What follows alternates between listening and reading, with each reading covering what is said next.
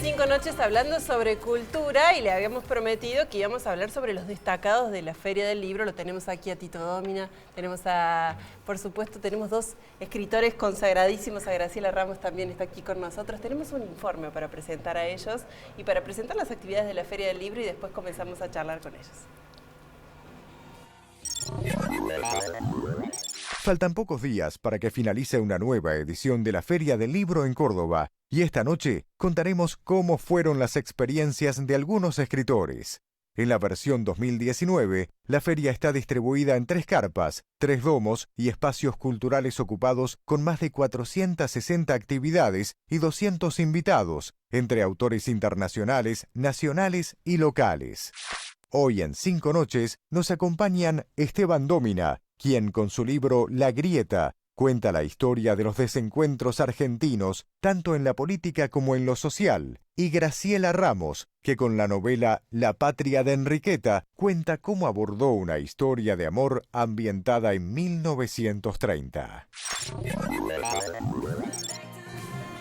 Bueno, si hacemos un poco de historia y nos vamos atrás en el tiempo, Tito, Grieta existió siempre, como vos lo dijiste. Claro, a lo mejor con otro nombre, porque este nombre fue acuñado ahora en los últimos tiempos, pero la división, el conflicto está presente desde la primera hora. Bien. Entendemos por Grieta distanciamiento. Sí, conflicto, división. A ver, el conflicto es el motor de la historia. Tener una visión naif de que la historia es un lecho de rosa no es así. Claro. Pero, ¿cuál es el problema nuestro? Que es lo que trato de compartir con el lector. Que tenemos una enorme afición por la división, por el conflicto, siempre muy intensos, y escasa destreza para lograr la síntesis superadora, lo que te permite avanzar. Claro. Yo lo planteo en términos de tesis, antítesis, síntesis. Somos expertos en tesis y en antítesis, pero no logramos dar el paso que permite el crecimiento. Claro. Un poco ese es Porque pensar distinto no es un problema. No, al contrario. El problema es el conflicto Al que se contrario. genera en base a eso. Y a veces ese conflicto adquirió características o ribetes cruentos, crueles, desde siempre. Claro. Desde siempre. Si nos vamos a la década del 30, en donde está ambientada La Patria de Enriqueta, claro, allá también había este la tipo década de conflictos. infame. La década infame. Bueno, a ver, estos libros nacieron casi juntos, ¿no? El ensayo de historia y bueno, yo la novelo acá. Que en realidad, esta es mi 6ª novela, como bien decía recién, yo soy una cordobesa que edito en Buenos Aires, no me pienso mover a Buenos Aires, y mi novela anterior, hago un paréntesis, La Boca Roja del Riachuelo, mis lectores me llamaban porque decían, ¿viste la novela que están pasando por Canal 13? Sí. Porque, Tierra de Amor y Venganza. Es una novela que transcurre en Buenos Aires. Así que les digo, no, Suar nunca me pagó nada, no tengo nada que ver con eso. Así que bueno, tenemos mucho material acá para los audiovisuales nuestros. Está bien, que sería fantástico llevar a y tengo 2 novelas, sí. Mi primera novela, tuya. claro, la primera transcurre en Tulumba, Balón de Amor y Muerte, que es de Unitario Federal, donde ya empezamos a acabar para la grieta. Claro. Y Lágrimas de la Revolución, justamente es, como buenos cordobeses, contrarrevolucionarios. Yo digo, siempre estamos contando el cabildo, y acá en Córdoba, ¿te acordás del 25 de mayo que contábamos en un programa? No sabíamos nada porque no estaba el WhatsApp, no había. Claro, allá estaban. El Jackie llegó un rato más largo y mucho después. Bueno, Graciela, ¿por qué Enriqueta? Enriqueta es nombre de abuela. Es nombre de abuela. Estaba en la presentación. Estaba en la presentación, estaba mi Enriqueta. En realidad es justamente es un poco la historia de nuestros abuelos, ¿no? De los inmigrantes. Lo que hago en esta novela, bien infame, es poner luz a un montón de cosas y sucesos que existieron, que ya no existen. Qué sé yo, en esta década nace las Villas Miserias, en esta década nace la CGT. Lo que fue en el origen, ¿no? Porque uno lo ve hoy, pero bueno, vayamos allá y veamos cómo era, cómo fue. Ya, pero totalmente. Eso tuvo su inicio, ¿no? Sí, la Casa del Pueblo, que fue un lugar maravilloso que existió en Buenos Aires y que hoy, como ya no existe, pues se quemó creo que en el año 53, después de un discurso de Perón, una cosa. Acá tengo el historiador que me apunta al costadito. Pusieron unas bombas en un acto en Plaza de Mayo y esa noche hubo represalias. Jockey Club, Casa del Pueblo. La Casa del Pueblo y nunca más se reconstruyó. Y es un lugar que ha dado mucho respaldo, acompañado, abrazado un montón de inmigrantes que ahí aprendieron a leer, aprendieron a escribir, aprendieron oficio. Entonces pongo luz, novelado a mi estilo, digamos, a todo eso. Y lo que me pasa con esta novela, y me pasa con La Grieta, es que uno prende el televisor y cobra vida ahora. Porque sacamos los nombres y es lo mismo. Es lo mismo. Pero... Sí, actualizamos en tiempo. Claro. Bueno, allá se mataban, sablazos un poquito más allá, ahí más o menos, algunos balazos, ahora gracias a Dios eso no. A eso apuntaba, porque muchas personas vos escuchás en la tele y te dicen, bueno, pero Grieta como hay hoy no hubo nunca, no, o nunca fue tan cruel. Fue mucho más cruel. Sí. No, claro. Hoy podemos discutir, o podemos quizás un familiar que se aleja de la familia porque piensa distinto, pero digo, antes se mataba. Todo el siglo XIX, casi hasta el final, es violento.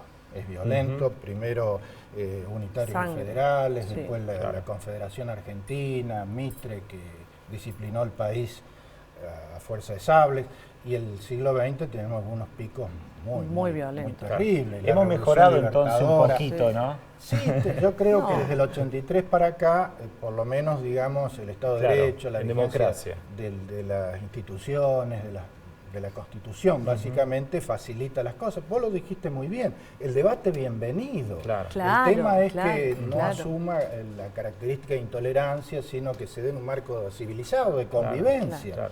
Eso es lo que nos está faltando, hacer ese clic. Y que se ve cotidianamente, ¿no? Porque me parece que Grieta hemos vivido y seguimos viviendo en las propias familias de cada uno, grietas religiosas, grietas sociales, grieta entre ahora los veganos contra los carnívoros. Bueno, ¿no?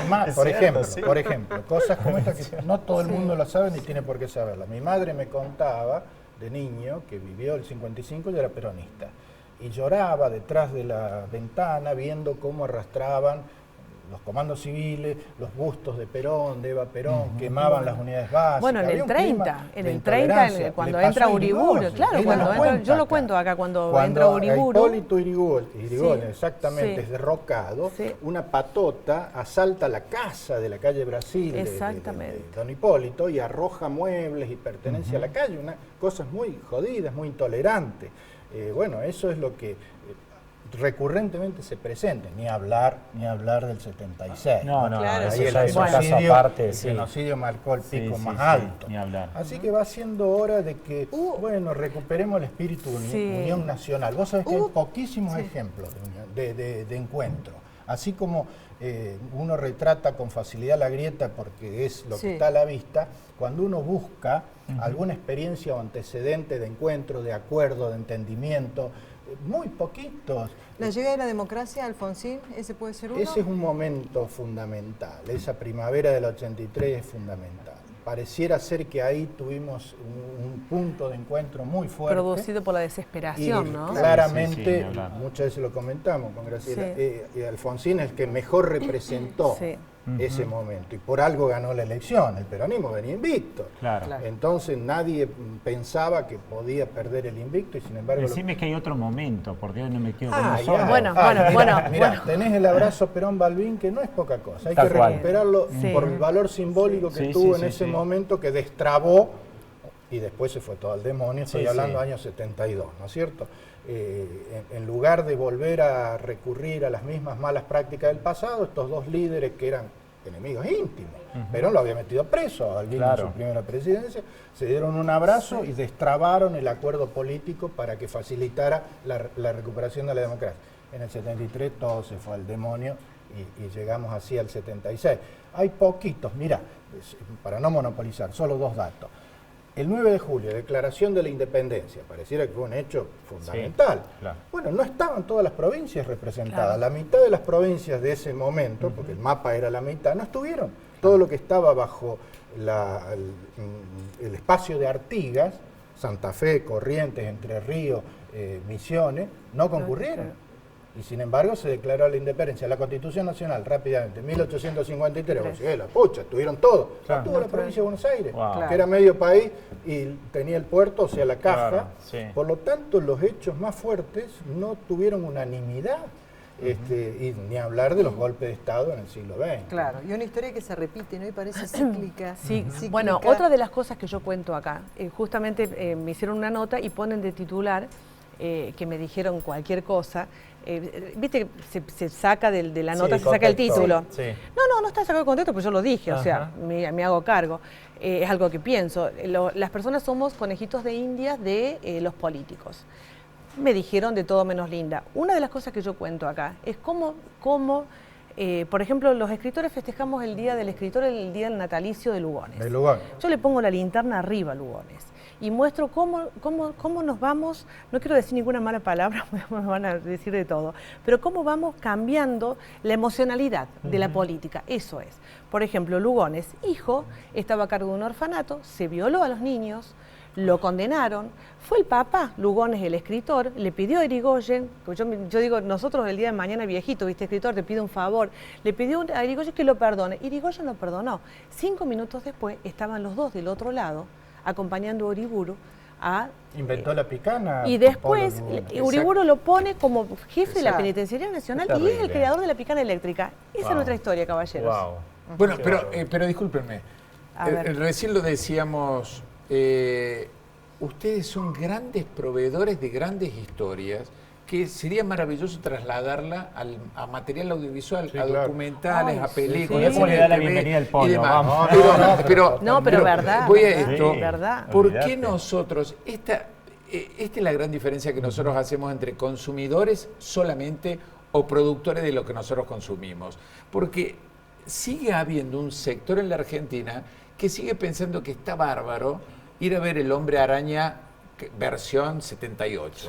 Ay, el Hombre Araña totalmente. y todo eso no tiene nada que ver con todos nosotros. Totalmente. Yo tengo un grupo de colaboradores que generalmente me acompañan, está mucho, que aman estas películas que no tienen nada que ver con nuestra idiosincrasia, nada que ver. Mientras pero que hay ustedes... que hacérselo amable, Jorge. Tiene que gustar, tiene que enganchar, sobre todo la gente más Ni joven. hablar. Sí. Pero lo que ustedes bueno, por eso nos siguen las lectoras, me dicen eso, aprendo historia, aprendemos historia, que es lo que charlaban cuando Esteban me acompaña en la presentación. Esteban se queda asombrado porque dice, bueno, buenas noches al 98% de mujeres, claro, 98... y al 2% de hombres. Sí. Y las chicas me dicen, yo Entre ellas está aprendo... mi vieja, te aclaro. Bienvenida. Me dicen, aprendemos historia, ¿está bien? Y bueno, y esta ficción que está transcurriendo ahora en Buenos Aires, ni siquiera tiene, yo digo, el conventillo era sucio, era mugriento, me falta el tarrito, viste, que tenían, me falta el calentador. Que marcaban claro, exactamente. Y nosotros tenemos en Córdoba, como bien decías vos, aparte, tanto material literario, tantas escritoras cordobesas divinas leídas en todo el país. Sí. Que hay que pasar como pasó con un libro de la Bibi Rivero, de la Bibi, que se lo guionaron y hicieron en Mendoza una serie en televisión. Acá sería fantástico. El secreto bien guardado, hay algunos ejemplos de libros que se han llevado en Córdoba incluso. No solo eso, la divulgación de la historia, hay que sacarla de ese ámbito elitista, de la historia dura, que es la que aburre. Mucha gente me dice, por favor, no es autobombo, dice, pero si a mí yo voy a tener un profe así, capaz que me gustaba. Y la odio, porque seguramente tenía una profesora de mal genio que... O no contaban todo, pero en estos libros está todo, claro, no contaban todo. Cada vez que puedo... digamos, resalto el mérito de Felipe Piña. Más allá de que puesta idea a algunos les puede gustar más, menos, pero ¿qué logró Felipe?